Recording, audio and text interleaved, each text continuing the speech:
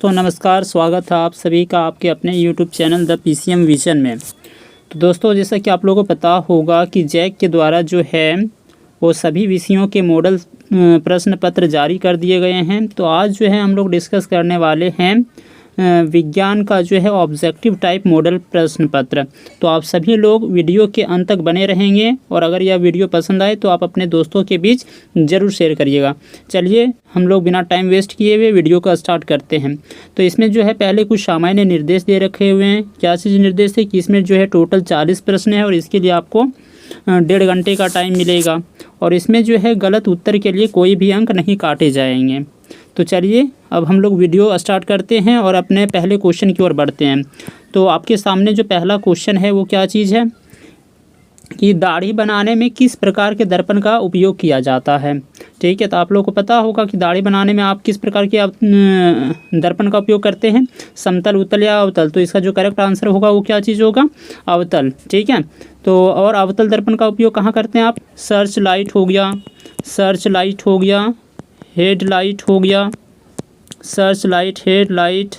तो यहाँ पे आप जो है कौन सा दर्पण का यूज़ करते हैं, अवतल दर्पण का यूज़ करते हैं। उत्तल दर्पण का उपयोग कहाँ होता है, उत्तल दर्पण का उपयोग जो होता है वो साइड मिरर, गाड़ियों के जो हैं पश्चिम दृश्य दर्पण के रूप में, यानी साइड मिरर के रूप में आप किस दर्पण का उपयोग करते हैं, उत्तल दर्पण का उपयोग करते हैं। ठीक है, अच्छा, अवतल दर्पण का उपयोग जो है ये आपका दंत चिकित्सा में भी होता है, दंत चिकित्सा में। तो आप इसको याद रखेंगे। ठीक है, चलिए नेक्स्ट क्वेश्चन देखते हैं हम लोग। नेक्स्ट क्वेश्चन है, गोलीय दर्पण में फोकस दूरी और वक्रता त्रिज्या के बीच क्या संबंध है। तो आप इसको अच्छे से जानते हैं कि F बराबर क्या होता है, F बराबर होता है R/2। तो इसका जो करेक्ट आंसर होगा वो क्या चीज़ है, ऑप्शन बी, F बराबर R/2। नेक्स्ट क्वेश्चन देखते हैं। नेक्स्ट क्वेश्चन आपके बीच ये है कि प्रकाश के अपवर्तन की क्रिया में कौन सी भौतिक राशि अपरिवर्तित रहती है। यानी प्रकाश जब जो है एक मीडियम से दूसरे मीडियम में प्रवेश करता है तो क्या चीज़ जो है वो चेंज नहीं होता है। ठीक है, आवृत्ति, वेग, तरंग दैर्घ्य, इनमें से कोई नहीं। तो आप लोग जानते हैं कि जब ये प्रकाश की अपवर्तन की क्रिया होती है तो वेग और तरंग दैर्घ्य ये सब जो भी होता है वो चेंज हो जाता है, लेकिन चेंज क्या नहीं होता है, आवृत्ति। ठीक है, तो इसका जो करेक्ट आंसर होगा वो क्या चीज़ होता है, आवृत्ति। ठीक है, अच्छा, अब जब प्रकाश की किरण जो है यानी एक विरल माध्यम से सघन माध्यम में प्रवेश करती है तो जब विरल से सघन आती है तब वह किधर मुड़ती है, अभिलंब की ओर मुड़ेगी। लेकिन जब वह सघन से विरल की ओर जाएगी तब ये जो है अभिलंब से दूर हटेगी। तो इस बात को आप लोग ध्यान में रखेंगे। ठीक है, चलिए नेक्स्ट क्वेश्चन देखते हैं। नेक्स्ट क्वेश्चन, क्वेश्चन नंबर 4 क्या चीज़ है कि 1 मीटर फोकस दूरी वाले उत्तल लेंस की क्षमता क्या होगी।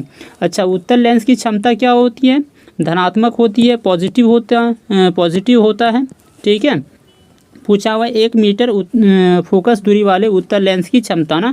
तो एफ जो आपका दे रखा हुआ है 1 मीटर दे रखा हुआ है, पूछ रहा है कि पी का वैल्यू कितना होगा। तो पी बराबर क्या होता है, 1/f और 1, और एफ का वैल्यू कितना है, 1। तो इसका जो आज आएगा 1 डायोप्टर। तो इसका जो करेक्ट आंसर होगा वो क्या हो जाएगा, बी, 1 डायोप्टर। ठीक है, इसी तरह से जो है हम लोग अगला क्वेश्चन देखते हैं। अगला क्वेश्चन क्या चीज़ है कि 4 डायोप्टर क्षमता वाले अवतल लेंस की फोकस दूरी क्या होगी।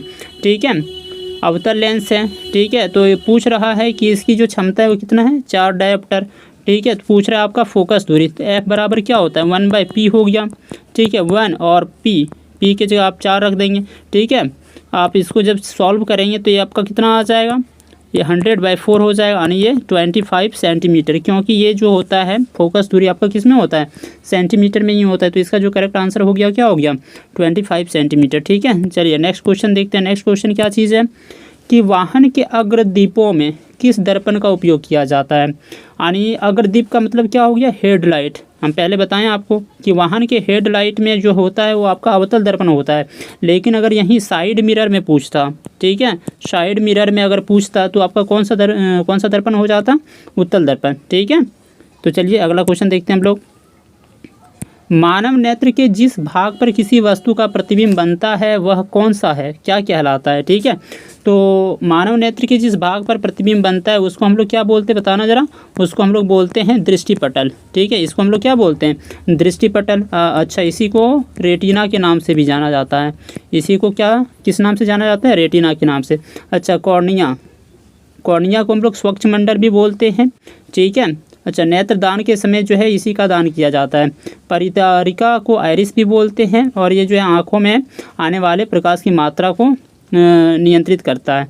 जब हम बात करते हैं कि किसी व्यक्ति की आँख का रंग जो है लाल है, ठीक है, तो एक्चुअली में ये जो है आपका परितारिका या आइरिस का कलर जो होता है लाल होता है, ठीक है। इसीलिए हम बोलते हैं कि व्यक्ति के कलर आँख का जो कलर है वो लाल है। इसका मतलब हम लोग किसकी रंग की बात करते हैं? परितारिका या आइरिस की बात करते हैं। चलिए नेक्स्ट क्वेश्चन देखते हैं। सामान्य नेत्र का दूर बिंदु क्या है? सामान्य नेत्र का दूर बिंदु पूछा हुआ है, ठीक है। तो दूर बिंदु जो होता है अनंत, यानी कि व्यक्ति की आँखें हैं वो कितना दूर तक देख सकती है? तो बहुत दूर तक देख सकती है, तो इसीलिए इसका आंसर हो गया अनंत। लेकिन अगर यहीं पे निकट बिंदु पूछता तो निकट बिंदु कितना हो जाता? 25 सेंटीमीटर या फिर 0.25 मीटर या फिर 1/4 मीटर, ठीक है। तो आप इसको चेंज कर लेंगे। चलिए अगला क्वेश्चन देखते हैं कि नेत्र में जाने वाली प्रकाश की मात्रा को कौन नियंत्रित करता है? तो अभी बताएं कि नेत्र में जाने वाली प्रकाश की मात्रा को कौन नियंत्रित करता है? परितारिका, ठीक है। अगला क्वेश्चन है आपके पास, मानव नेत्र में जो प्रतिबिंब बनता है उसकी प्रकृति क्या होती है? तो मानव नेत्र में प्रतिबिंब कहाँ पे बनता है? रेटिना पे बनता है। अच्छा, किस प्रकार का प्रतिबिंब बनता है? किस प्रकार का प्रतिबिंब बनता है? तो वास्तविक और उल्टा बनता है, ठीक है। किस प्रकार का बनता है? वास्तविक तथा उल्टा बनता है। तो आपका ऑप्शन कौन सा है? वास्तविक तथा उल्टा, ऑप्शन डी, ठीक है। तो ये आपका सही हो गया। नेक्स्ट क्वेश्चन क्या चीज़ है? एक kWh निम्न में से किसकी इकाई है? ठीक है, तो ये किलोवाट घंटा जो है, 1 किलोवाट घंटा बराबर कितना होता है? 3.6 × 10⁶ जूल, ठीक है। और जूल जो है वो किसका मात्रक होता है बताना? ऊर्जा और कार्य दोनों का होता है, तो यहाँ पे जो होगा ऊर्जा का होगा सही आंसर, ठीक है। तो आप इसको देखेंगे अच्छे से। चलिए नेक्स्ट क्वेश्चन देखते हैं हम लोग। क्वेश्चन क्या दे रखा हुआ है? पूछ रहा है कि कूलम किसका एसआई मात्रक है? कूलम, तो कूलम किसका एसआई मात्रक है? विद्युत आवेश का। और एक कूलम में कितना आवेश होता है? 6 × 10⁻18 इलेक्ट्रॉन, ठीक है। इसको ध्यान में रखेंगे। चलिए आगे बढ़ते हैं हम लोग। अगला क्वेश्चन है, विद्युत मोटर एक युक्ति है जो परिवर्तित करती है। तो विद्युत मोटर किस ऊर्जा को किस में चेंज करती है? विद्युत मोटर जो है विद्युत ऊर्जा को आंतरिक ऊर्जा में चेंज करती है, ठीक है। विद्युत मोटर क्या करता है? विद्युत ऊर्जा लेता है और इसको आंतरिक ऊर्जा में चेंज करता है। जबकि आंतरिक ऊर्जा को विद्युत ऊर्जा में कौन चेंज करता है? तो आपका ये हो जाएगा जनरेटर ना, जनरेटर। इसी को हम लोग क्या बोलते हैं? जनित्र भी बोलते हैं, ठीक है। तो इसको आप लोग ध्यान से रखेंगे। चलिए देखिए अगला क्वेश्चन, जल का विद्युत अपघटन किस प्रकार की अभिक्रिया है? यानी जल को आप तोड़ते हैं तो ये किस में टूट जाता है? H2 + O2 में। जब इसको हाइड्रोलाइसिस करवा देते हैं, ठीक है, तो ये आपका किस में टूटता है? H2 और O2 में। और जब हम जानते हैं कि कोई पदार्थ टूटता है तो इसको हम लोग क्या बोलते हैं? वियोजन अभिक्रिया बोलते हैं, ठीक है। तो इसका जो करेक्ट आंसर होगा वो होगा वियोजन अभिक्रिया। नेक्स्ट क्वेश्चन, CuO + H2 बन क्या रहा है? Cu + H2O। पूछा हुआ है कि दिए हुए अभिक्रिया में किस पदार्थ का उपचयन हो रहा है, ठीक है। तो उपचयन जिस पदार्थ के साथ ऑक्सीजन जुड़ता है उसी का उपचयन होता है ना। तो यहाँ पे जैसे है हाइड्रोजन, ठीक है, तो हाइड्रोजन के साथ ऑक्सीजन जुड़ रहा है तो इसमें जो है आपका उपचयन किसका होगा? हाइड्रोजन का ही होगा। करेक्ट ऑप्शन हो गया आपका डी। देखिए अगला क्वेश्चन क्या चीज़ दे रखा हुआ है कि दिए गए चित्र में किस प्रकार की अभिक्रिया हो रही है? ये चित्र दे रखा हुआ है, आप समझिए। यहाँ पे ये कॉपर सल्फेट का विलयन है, ये लोहे की कील है। तो आप इसको पढ़े होंगे कि जब कॉपर सल्फेट की विलयन में लोहे की कील को डुबाया जाता है तो क्या होता है, ठीक है। तो यहाँ से जो है कॉपर विस्थापित हो जाता है, जैसे Fe + CuSO4, ठीक है। तो जब आप यहाँ पे इसमें डालेंगे इस लोहे की कील को तो यहाँ से ये क्या कर देगा? Fe जो है इस कॉपर को हटा देगा और खुद इसके स्थान पर आ जाएगा। मतलब ये आपका जो है जब हटा देता है तब इसको हम लोग क्या बोलते हैं? विस्थापन अभिक्रिया बोलते हैं, ठीक है। तो ये जो है चित्र वो किसका उदाहरण है? विस्थापन अभिक्रिया का। चलिए अगला क्वेश्चन देखते हैं हम लोग। अगला क्वेश्चन क्या चीज़ है कि निम्नलिखित में कौन प्राकृतिक सूचक का उदाहरण है? प्राकृतिक सूचक जो पेड़ पौधे से प्राप्त होते हैं और लिटमस पत्र जो है वो पेड़ पौधे से प्राप्त होते हैं। लिटमस पत्र 2 कलर के होते हैं, जानते ही हैं, लाल और नीला कलर के, ठीक है। अब अम्ल जो है किस लिटमस को किस में चेंज करता है, और लाल लिटमस जो है वो या क्षारक जो है किस लिटमस को किस में चेंज करता है, वो कमेंट बॉक्स में आप लोग छापिएगा। चलिए अगला क्वेश्चन देखते हैं। किसी विलयन का जो पीएच मान है वो कितना है, 10 है। पूछ रहा है वह क्या होगा। ठीक है, तो विलयन का जब पीएच मान 10 है तो वो क्या होगा, क्षारीय विलयन होगा। ठीक है, चलिए नेक्स्ट क्वेश्चन देख लेते हैं। यहाँ भी एक चित्र दे रखा हुआ है, पूछ रहा है कि ये क्या चीज़ सूचित करता है। ठीक है, तो अब देखिए हमें हमेशा हाथ साफ रखना चाहिए, या हमें प्रयोगशाला में हाथ धोकर जाना चाहिए, हमें अम्ल से हाथ धोना चाहिए। और अगला ऑप्शन क्या चीज़ है कि सांद्र अम्ल तथा क्षार वाले बर्तन की चेतावनी चिन्ह है ये, तो यही जो है आपका करेक्ट चिन्ह है। ठीक है जी, कि जब आप कोई मिलाते हैं, जैसे तनुकरण पड़े होंगे, ठीक है, तब आप क्या करते हैं, सही से इसको मिलाना चाहिए, नहीं तो अम्ल की कुछ बूंदें बाहर आ सकती हैं और आपको जला सकती है। ठीक है, तो ये इसी का जो है चेतावनी चिन्ह है। ठीक, तो चलिए अगला क्वेश्चन देखते हैं। अगला क्वेश्चन है, इमली में कौन सा अम्ल होता है, सिट्रिक, टार्टरिक, फिर से सिट्रिक ही है, और आपका लैक्टिक अम्ल। तो इमली में जो है कौन सा अम्ल रहता है, टार्टरिक अम्ल। सिट्रिक अम्ल जो होता है प्रायः खट्टे फलों में होता है, और खट्टे फल जैसे नींबू वगैरह हो गया। ठीक है, अच्छा दही में कौन सा अम्ल होता है, तो दही में जो है आपका लैक्टिक अम्ल होता है। ठीक है, टमाटर का अगर बात किया जाए तो टमाटर में कौन सा अम्ल हो गया, ऑक्जेलिक अम्ल हो गया। टमाटर में कौन सा हो गया, ऑक्जेलिक अम्ल हो गया। ठीक, और इसी तरह से जो है आपका जैसे पूछ दे चींटी के डंक या किसी का भी डंक हो, नेटल का डंक, नेटल तो एक पौधा होता है, तो चींटी का डंक या नेटल का जो डंक है उसमें कौन सा अम्ल रहता है, फॉर्मिक अम्ल, जिसको हम लोग क्या बोलते हैं, मेथनोइक अम्ल भी बोलते हैं। ठीक, चलिए अगला क्वेश्चन देखते हैं। कौन अधातु कमरे के ताप पर द्रव अवस्था में पाया जाता है, द्रव धातु। अगर द्रव धातु पूछता तब क्या आंसर होता, पारा या मरकरी। ठीक, द्रव धातु अगर पूछता तो क्या आंसर हो जाता, पारा या मरकरी। लेकिन अगर द्रव अधातु पूछता, द्रव अधातु, इस क्वेश्चन में आपको द्रव अधातु ही पूछा गया है, तो ये क्या हो जाएगा, ब्रोमीन। अच्छा पारे का एक दूसरा नाम क्या चीज़ है, तो क्विक सिल्वर ना। पारे को हम लोग किस नाम से जानते हैं, क्विक सिल्वर के नाम से भी जानते हैं। ठीक, चलिए अगला क्वेश्चन देखते हैं हम लोग। निम्नलिखित में से किस पदार्थ का उपयोग अग्निशामक बनाने में किया जाता है, तो अग्निशामक बनाने में जो है आपका किसका प्रयोग किया जाता है, सोडियम हाइड्रोजन कार्बोनेट, यानी इसको हम लोग बोलते हैं NaHCO3, सोडियम हाइड्रोजन कार्बोनेट, या इसी को हम लोग क्या बोलते हैं, बेकिंग सोडा। इसी के कारण जो है आपका ब्रेड पकोड़े वगैरह फूल जाते हैं। एक्चुअली में ब्रेड पकोड़े जो फूलते हैं वो किस गैस के कारण फूलते हैं, कार्बन डाइऑक्साइड गैस के कारण फूलते हैं। ठीक, चलिए अगला क्वेश्चन देख लेते हैं। अगला क्वेश्चन है आपके पास, आधुनिक आवर्त सारणी जो है वो किस आधार पर बना है, तो आधुनिक आवर्त सारणी जो है परमाणु संख्या, परमाणु द्रव्यमान, परमाणु की संरचना, परमाणु का आकार पर बना है। तो किस पर बना है ये आधुनिक आवर्त सारणी, आधुनिक आवर्त सारणी जो है वो परमाणु संख्या पर बना है, जबकि मेंडलीफ का जो आवर्त सारणी था वो किस पर था, परमाणु द्रव्यमान पर था। ठीक, अच्छा आधुनिक आवर्त सारणी में जो है कितने वर्ग और कितने आवर्त हैं, कितने वर्ग और कितने आवर्त हैं, 18 वर्ग और कितने आवर्त हैं, 7।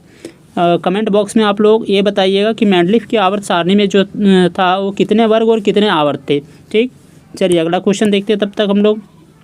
अगला क्वेश्चन है, निम्नलिखित में से कौन धातु सबसे अधिक अभिक्रियाशील है, पोटेशियम, सोडियम, एल्युमिनियम या कैल्शियम।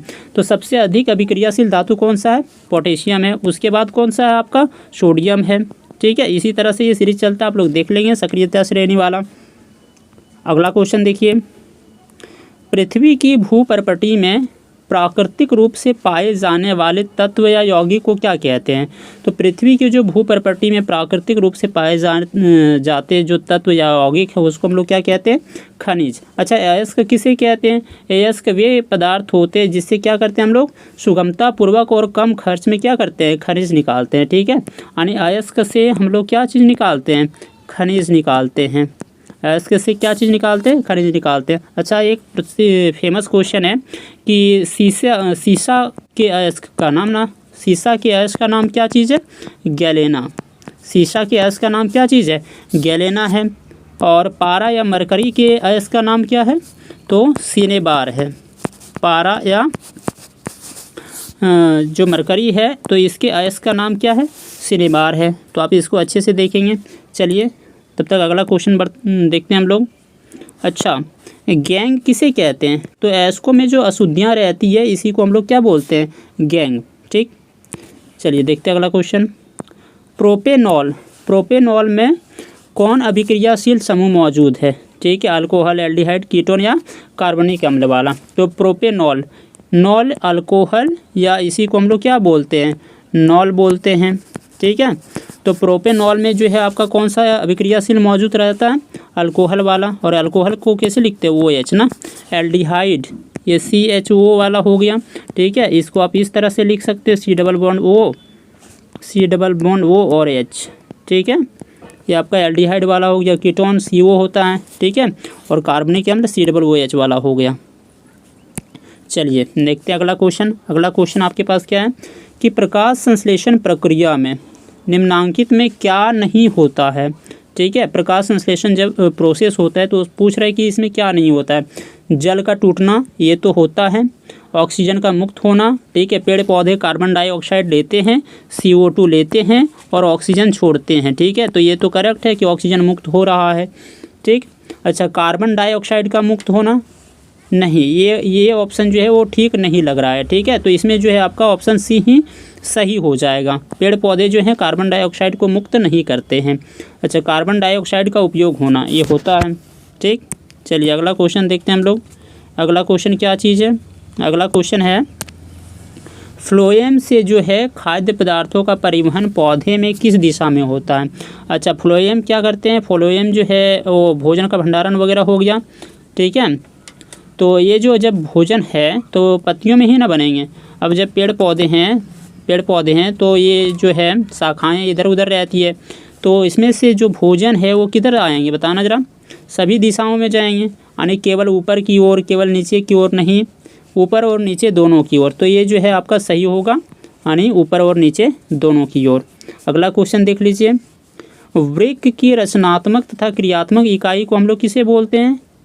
तो वृक्क की जो रचनात्मक और क्रियात्मक इकाई है इसको हम लोग क्या बोलते हैं? वृकाणु बोलते हैं। यहाँ पे वृकाणु होना चाहिए या नेफ्रॉन। तो इसका जो करेक्ट आंसर होगा वो आपका क्या होगा? Option B। ठीक, चलिए अगला क्वेश्चन देखते हैं हम लोग। फल को पकाने के लिए कौन सा हार्मोन उत्तरदायी है? फल को आप दो तरीके से पका सकते हैं। एक तो आप कृत्रिम तरीके से और दूसरा जो है पौधे प्राकृतिक रूप से पकाते हैं। तो जब प्राकृतिक रूप से बात किया जाता है तब क्या चीज़ होता है? एथिलीन होता है। तब क्या चीज़ होता है? एथिलीन। लेकिन अगर कृत्रिम रूप से पकाया जाता है तब क्या चीज़ होता है? वो बताइए आप लोग। ठीक है, कमेंट बॉक्स में बताइएगा कि प्राकृतिक रूप से हो गया आपका एथिलीन, तो इसका करेक्ट ऑप्शन हो जाएगा आपका एथिलीन। ठीक है, अच्छा, ये कृत्रिम रूप से जो है आपका कार्बाइड भी तो यूज होता है, कार्बाइड। ठीक है, चलिए अगला क्वेश्चन तब तक देखते हैं कि एस्ट्रोजन जो है स्रावित होता है। एस्ट्रोजन हार्मोन कहाँ से स्रावित होता है? अच्छा, एस्ट्रोजन जो है एक मादा हार्मोन है ना। एस्ट्रोजन क्या है? एक मादा हार्मोन है। और ये जो हार्मोन है वो कहाँ से स्रावित होता है? अंडाशय यानी ओवरी से। ये जो हार्मोन है आपका अंडाशय से स्रावित होता है, तो इसका जो करेक्ट आंसर हो गया आपका अंडाशय द्वारा हो जाएगा। अच्छा, अगर आपसे पूछ दे कि पुरुष हार्मोन क्या क्या है, तो एक है आपका टेस्टोस्टेरोन। ठीक है, टेस्टोस्टेरोन हो गया। और दूसरा क्या चीज़ हो जाएगा? और कुछ है क्या? नहीं, एक तो आपका टेस्टोस्टेरोन है। अच्छा, एक जो है प्रोजेस्टेरोन ये भी आपका मादा हार्मोन ही है, इसको ध्यान में रखिएगा। ठीक, अच्छा, थायराइड द्वारा कौन सा हार्मोन स्रावित होता है? थायराइड द्वारा बोलिए। Thyroxine hormone. तो ये आयोडीन के संश्लेषण के लिए जिम्मेवार है। ठीक है, और विल्सन द्वारा जो है वही आपका टेस्टोस्टेरोन हार्मोन स्रावित होता है। ठीक, और पिट्यूटरी द्वारा जो है वो ग्रोथ हार्मोन, LTH ये सब जो है स्रावित होता है। चलिए अगला क्वेश्चन देख लेते हैं। अगला क्वेश्चन क्या चीज़ है कि नर युग्मक और मादा युग्मक के संलयन को हम लोग क्या बोलते हैं? निषेचन बोलते हैं। नर युग्मक और मादा युग्मक के संलयन को क्या बोलते हैं? निषेचन। ठीक, देख लीजिए अगला क्वेश्चन। ये चित्र दे रखा हुआ है, पूछ रहा है कि दिए गए चित्र में कौन सा जनन हो रहा है। तो जैसा कि आप जानते हैं कि ये जो फिगर है वो क्या चीज़ का है, हाइड्रा का फिगर है। और हाइड्रा में क्या चीज़ होता है, मुकुलन होता है, देखना नहीं है इसको। विखंडन, विखंडन जिसमें दो जीव जो हैं, अच्छा विखंडन जब कोई जीव जो है टूट करके जो है नया जीव बना देता है, इसी को हम लोग क्या बोलते हैं, विखंडन। अच्छा अमीबा में क्या होता है, अमीबा में जो है आपका द्विखंडन होता है। पुनर्जनन किस में होता है वो आप बताइएगा कमेंट बॉक्स में। चलिए हम लोग नेक्स्ट क्वेश्चन की ओर बढ़ते हैं। नेक्स्ट क्वेश्चन आपके पास है कि पक्षी और चमगादड़ के पंख हैं, तो पक्षी और चमगादड़ के जो पंख हैं वो किसका उदाहरण है, समजात अंग, अवशेषी अंग, जीवाश्म और फिर असमजात अंग। तो यहाँ पे जो इसका करेक्ट आंसर होगा वो क्या होगा, पक्षी और चमगादड़ के जो पंख हैं वो होते हैं समवर्ती या समरूप अंग। ठीक है, समवर्ती या क्या होते हैं, समरूप अंग के उदाहरण होते हैं। तो इसका जो करेक्ट आंसर होगा आपका यहाँ पे, चूँकि समवर्ती या समरूप नहीं दे रखा हुआ है इसलिए ऑप्शन डी होगा, यानी असमजात अंग। चलिए नेक्स्ट क्वेश्चन देखते हैं। मेंडल ने अपने प्रयोग के लिए किस पौधे को चुना। तो आप सभी को पता है कि मेंडल ने अपने प्रयोग के लिए किस पौधे को चुना था, मटर के पौधे को। क्यों, क्योंकि इससे जो है रिजल्ट तुरंत और जल्दी निकलने का संभावना था, इसीलिए। अगला क्वेश्चन देखते हैं। निम्नलिखित में कौन उत्पादक है, सांप, मेढक, ग्रास हॉपर। ये उत्पादक नहीं है, उत्पादक क्या चीज़ होगा इसमें, घास। ठीक, चलिए अगला क्वेश्चन देख लेते हैं। अगला क्वेश्चन क्या चीज़ है कि किसी आहार श्रृंखला में शाकाहारी का निर्माण होता है। आहार श्रृंखला में जो है शाकाहारी का निर्माण कहाँ होता है, प्रथम पोषी स्तर, द्वितीय पोषी स्तर, तृतीय पोषी स्तर या चतुर्थ पोषी स्तर का। ठीक है, तो देखिए प्रथम पोषी स्तर पर कौन से जीव रहते हैं, वो इसमें जो होते हैं प्रथम पोषी स्तर पे, तो इसमें जनरली जो होते हैं उत्पादक होते हैं। ठीक है, उत्पादक में जैसे आप क्या बोल सकते हैं कि जैसे स्वपोषी जीव होते हैं, अरे हरे पेड़ पौधे। ठीक है, तो इसमें जो है शाकाहारी जीव जो आएंगे वो किस में आएंगे, द्वितीय पोषी स्तर पर। ठीक है, अगला क्वेश्चन देख लीजिए। ओजोन परत के अपक्षय के लिए जिम्मेदार हैं। ओजोन परत के अपक्षय के लिए कौन जिम्मेदार है, CO2, CFC, SO2, NO2। तो ओजोन परत के क्षय के लिए कौन सा गैस जिम्मेदार है, CFC ना। CFC का फुल फॉर्म क्या होता है, क्लोरोफ्लोरोकार्बन, क्लोरोफ्लोरोकार्बन। इसी गैस के कारण जो है ओजोन परत अवक्षय हो रहा है। अच्छा, ओजोन परत संरक्षण दिवस हम लोग कब मनाते हैं, तो ओजोन परत जो है संरक्षण दिवस कब मनाते हैं, 16 सितंबर को मनाते हैं। ठीक है, ये ध्यान में रखेंगे। चलिए अगला क्वेश्चन देखते हैं। अगला क्वेश्चन है आपके बीच, निम्नलिखित में से कौन जैव मात्रा ऊर्जा स्रोत का उदाहरण नहीं है। तो जैव मात्रा ऊर्जा स्रोत का उदाहरण कौन नहीं है, लकड़ी, गोबर गैस, नाभिकीय ऊर्जा या कोयला। तो इसमें जो है आपका नाभिकीय ऊर्जा जो होगा वो जैव मात्रा ऊर्जा स्रोत का उदाहरण नहीं होगा। नेक्स्ट क्वेश्चन है आपका कि पवन ऊर्जा उत्पादन के लिए पवन की न्यूनतम चाल कितनी होनी चाहिए। पवन ऊर्जा उत्पादन के लिए पवन की न्यूनतम चाल कितनी होनी चाहिए, तो इसका जो न्यूनतम चाल होना चाहिए वो 15 किलोमीटर प्रति घंटा होनी चाहिए।